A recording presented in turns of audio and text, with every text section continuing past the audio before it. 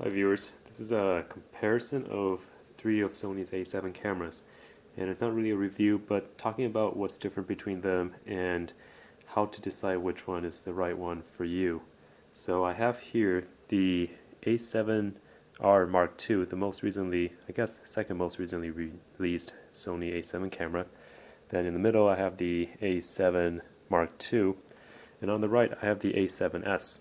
Now the reason I include the A7S as part of this review is I view these two, the A7R and A7 Mark IIs, as the second generation A7 and the A7S as version 1.5. And I don't think it's version 1 because it's released kind of in between the original 7 and 7R and the new Mark II generation, and also it has some updated features that make it more similar to the second generation A7 cameras.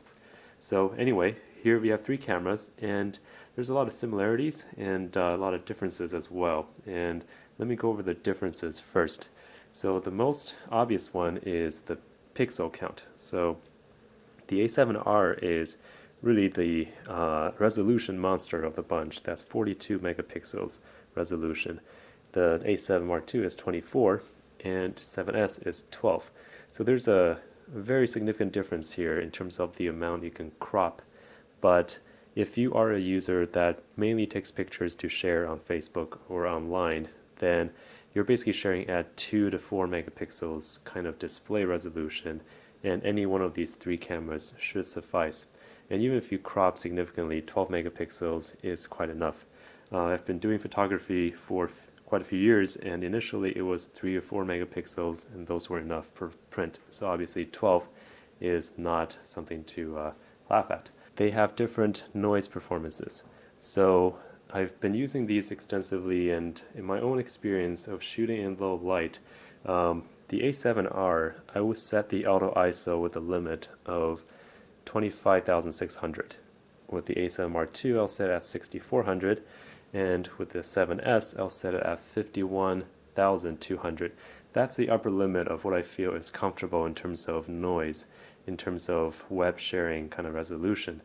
Now, this kind of says a little bit about the noise performance. So I think the 7R is about 2 stops better than the 7, and the 7S is 1 stop better than the 7R Mark II. So this is how things would rank. So I would say in terms of ranking, in terms of noise performance, it will go like this from left to right. So in a way, 1 stop of noise performance isn't that crucial, and with a 7R, it's pretty decent in terms of when you resize it down to 12 megapixels. And do you really need the 7S's capability at high ISO versus the 7R's is not really that much of a deal. So regardless of price, I will say these two are nearly equivalent, and both of them are significantly, in terms of 2 stops or 3 stops, better than the A7 Mark II. And the other thing is autofocusing. These three all have different autofocusing capabilities. And I will say, again, if we were to rank them, the left one being the worst, then I will say the 7 Mark II is the worst. And this one is rated down to -1 EV in terms of AF sensitivity. And in my experience, when the light gets a little dim, it really hunts. And the problem is it not just only hunts, but it also confirms as green even though it's not in focus. The 7S can focus down to -4 EV, and it really is probably the best low light focusing camera I have ever used, including DSLRs. You could literally go into a dark room and this will nail the focus, even though it might be slow at times.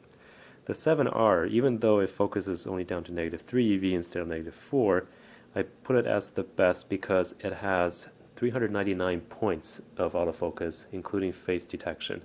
Now, A7 Mark II also has face detection, but in normal use I don't see it as much faster than the 7S, which is only contrast detection. Now, the 7R is significantly faster than both of these, and I will say in terms of AF, the 7R is definitely the best one of the bunch. And in terms of other differences, this one's a little minor. It's really the viewfinders. So in terms of the viewfinders, let's place it again from left to right as the worst to the best. The 7S has the worst viewfinder here and has a magnification of 0.71. A7R II also has 0.71, but it just looks bigger. I don't know if it's the eye relief or the optics they used, it just looks bigger in terms of the viewfinder. The 7R has a 0.78, so it's the biggest viewfinder of the bunch, and it's also got a better eye relief. So, and also got some T asterisk Zeiss coating on the thing. I don't know if that helps, but it's there. So in terms of that, this is definitely the best viewfinder, and if that's a key part of your user experience, then I would factor that in for sure. So, oh, by the way, I mentioned AF, but I did forget to mention one thing, which is IAF. So this is basically pressing a button on the camera, and then it'll automatically find the eye of the subject you're trying to photograph. Now these two both have it, the 7S and the 7 Mark II, but it's a single focus, as in it's not continuous. The 7R has a continuous function where you can basically assign it to a button, and you don't have to enable face detection or anything. You just press this button and it'll track the eye as the subject moves continuously. This makes portrait photography so much easier, and it's almost worth the difference in the price itself if you're a portrait photographer or say a wedding photographer. So that's something I wanted to mention. Now in terms of the shutter, these two have silent shutter. So again, in terms of shooting discreetly and avoiding the sound of the shutter, for example, something like this, it's not, when you're in front of someone's face and then you press this, it kind of takes away that candid moment. So the 7S and the 7R both have silent shooting or silent shutter as an option. So that is also what I find is very useful in social situations when you're taking pictures and not intruding. Now the next thing is the movies, and I don't shoot a lot of movies except right now, but the movie capability of the 7R is definitely, again, the best one of the bunch, because it can shoot internal 4K and it can also do Super 35, which does pixel binning so that you reduce the noise and increase resolution. The 7S has a pretty good 1080p output because it does pixel binning. It takes the whole 12 megapixel, crops it to 8, and then averages all the pixels together to create a 1080p signal. And as a result, it's very good in terms of low noise and also the resolution. The 7 Mark II doesn't do that, it just does straight old 1080p. So I will say this is probably the worst in terms of the movie setup.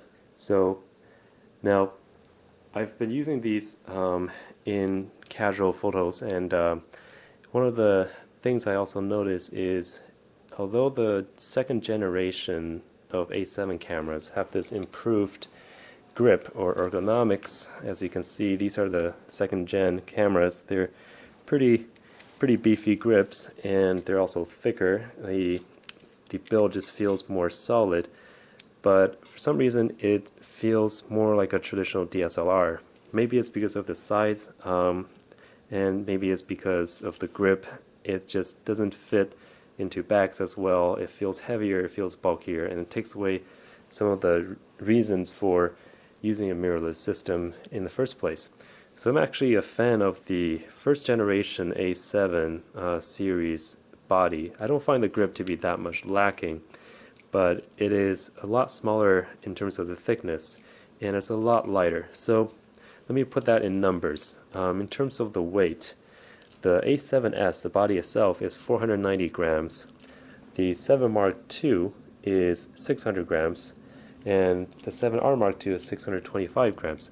So there's this increasing trend of bigger and heavier, and when you take this for a whole day, or when you strap it in a shoulder bag, you do feel it at the end of the day. And sometimes photography is really what matters is you pick the camera that you're excited to shoot with, and the weight and the bulk kind of takes away some of that excitement, at least for me personally. So that's why actually I prefer the A7S.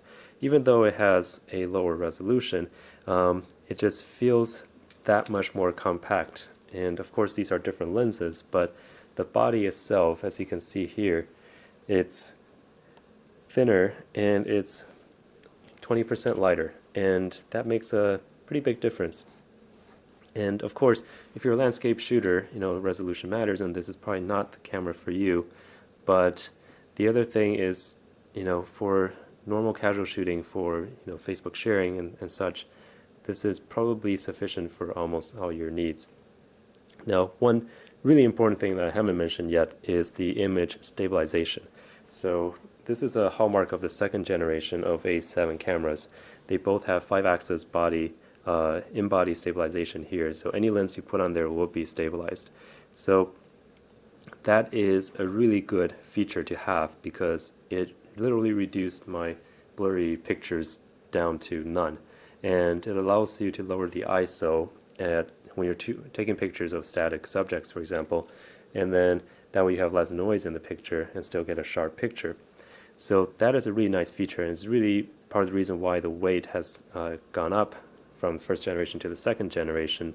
But let's just talk about the A7S and the A7 Mark II for a moment here. So the A7S has about 2 to 3 stops advantage in noise compared to the A7 Mark II. The stabilizer gives you about 2 stops of advantage over not having one. So if you're shooting relatively still subjects, the noise performance is kind of equivalent between the two. And as of the shooting of the video, the prices for these, at least the second-hand price, they're about the same as well. So it really comes down to the resolution. So if you want to shoot landscape, wide angles, I would say the A7 Mark II is probably the camera for you. For anything else, the A7S will be a really good camera in terms of its capabilities, and also it is so much more compact and, in my opinion, more enjoyable to shoot with. So that's with these two, but with the A7R, you have almost equivalent noise performance of the A7S, plus you have the 2 stops or 3 stops of stabilizer benefit. So at the end, in combination, this is really the best camera in terms of image quality, hands down, in terms of resolution, noise dynamic range, and what have you. Another 2 things I want to mention, and sorry if I'm jumping around a little bit here, is that the silent shutter effectively takes away this concept of shutter count because you're not really wearing down the shutter mechanism. So if you're thinking about doing time-lapse photography where you can easily shoot thousands and tens of thousands of pictures over a short amount of time, then the A7S and the A7R are really good for that because they have silent shutter.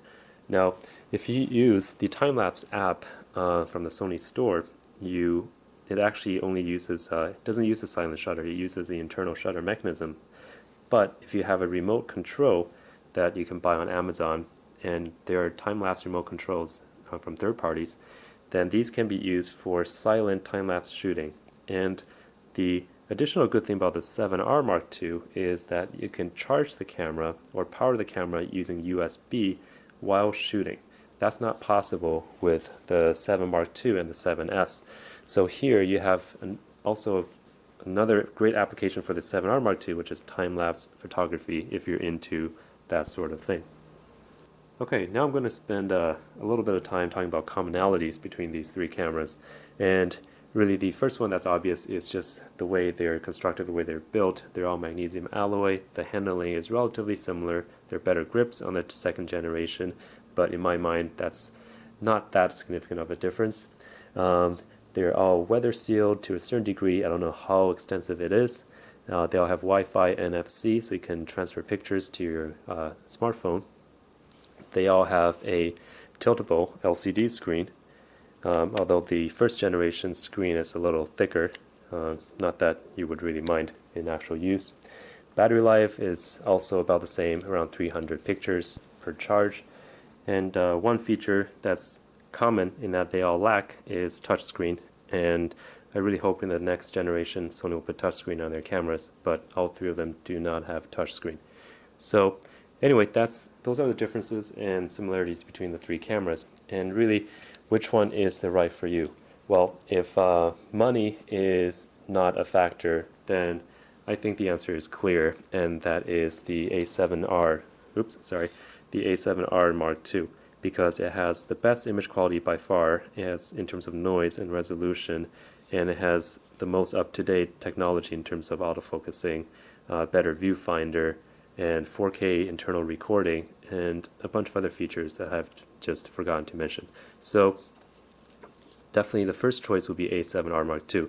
But if you're on a budget, say you want to spend about, at the time of this video, maybe between 1,000 to 1,500 for a used A7 series of camera, then you're down to these two. And the 7S and the 7 Mark II, they're kind of similar in terms of the image quality, in terms of noise and the dynamic range, but the main difference is resolution.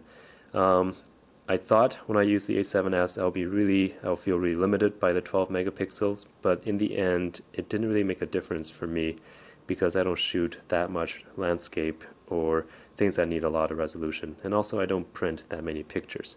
And I suspect that applies to a lot of the viewers here as well, in that we're not all exhibiting our photos in a gallery. So in that respect, it's kind of a wash. And the thing that I like the A7 is the handling, in that it's compact. It really is in the spirit of mirrorless camera. It's lighter, you can feel it.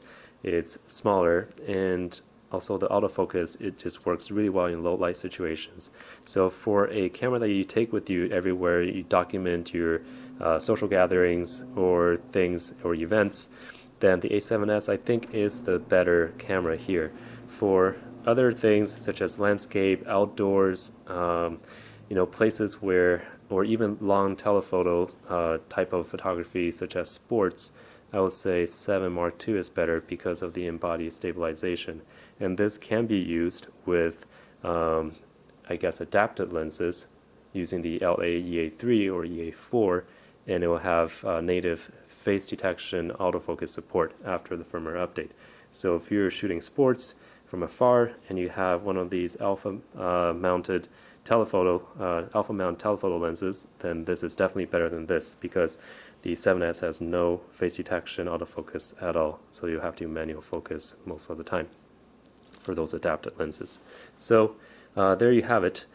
These are the three cameras. All of them are excellent, but hopefully this video has highlighted some of the strengths of each of these cameras and made your decision a little easier. Alright, thank you. Please like the video if you enjoyed it, and subscribe if you want to follow the subsequent videos I'm going to upload. And thanks for watching. See you next time.